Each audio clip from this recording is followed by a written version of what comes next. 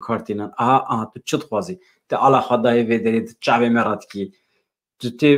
گنده ما وقت تالان دکی دکوجی لعفرین سری کانیل باکوری کردستان الله ترکی داتنی سر ملیخا و که سمبل سرسنگا خدخی ته الله خو حرمان دیه تو ته باجار ما همی هند وشینی به تانگو توپه خو و الله ترکی سر داد لقینی و اف آل در رزیل و رسوا کریه و الله خو رزیل و رسوا کریه و قریش کریه ایدی امکانه که مرو خودی لوی عالی در که بتونه جعال خلقی را ریز و حرمت همه کسی تشتکی نگوتیه اما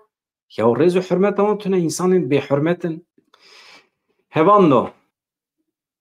یا چوینه شوان پرور یا باشور کردستان نورماله لی هنرمنده که او قاسم نتوی ملت کرد و که ماموسته شوان پرور او جانا که باوی که وکری دستک بده پارتیه که او پشت خود پارتیندن اولی نای normal şivan perver ayde tamamı civaka Kurdistan'e de ser partiyen siyasi rabe yani aybe meru pişkiri bir de partiye gibi teni hecay mamuste şivan perver nabinim ku de nava civaka Kurdistan'e de nava Kurdan'da pişkiri bir de partiyek ne hoşe başuri Kurdistan'e her emek piçuke eşkhat bise partili bir de peş bereketane tu çima destek dedi partiye ki o partiye dici peşte peyvadı ki ya mamuste şivan perver ne layıkıydı bu hakikaten ne layıkıydı ne hoş yani elten ne dukari vaki şahsiyeti ki ser partiyan ra vaki hünermendek netevi tutkari şiret ile partiyen siyasi bi ki jiboku lediji hev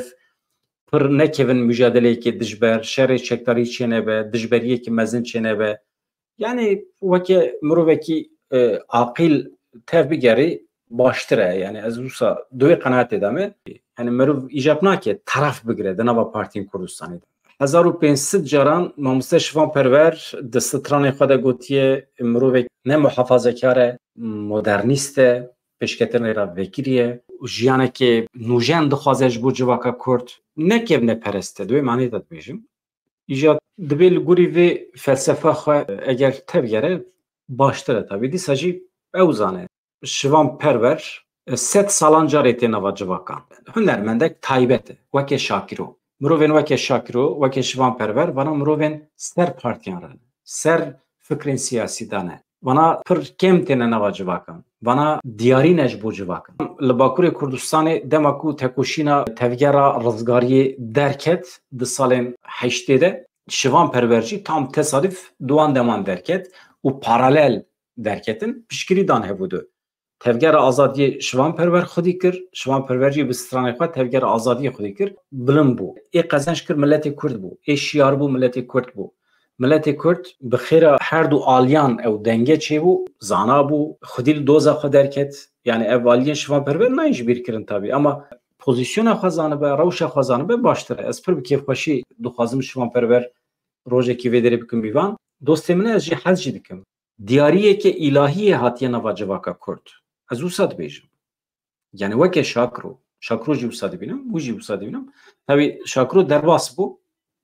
zû wefat kir ama ji bo me şansekî ku mamoste şivan perver hêjî li heyatê ye em dikarin telefonî wî bikin em dikarin halî wî bipirsin ez ê carekî bi kêfxweşî jê bixwazim ku li vê derê bibe mîvan û em sohbet bikin û bersiv bide van pirsên me hunermend qîmetin mirovên taybet tu jar heqaret li hunermendan nekin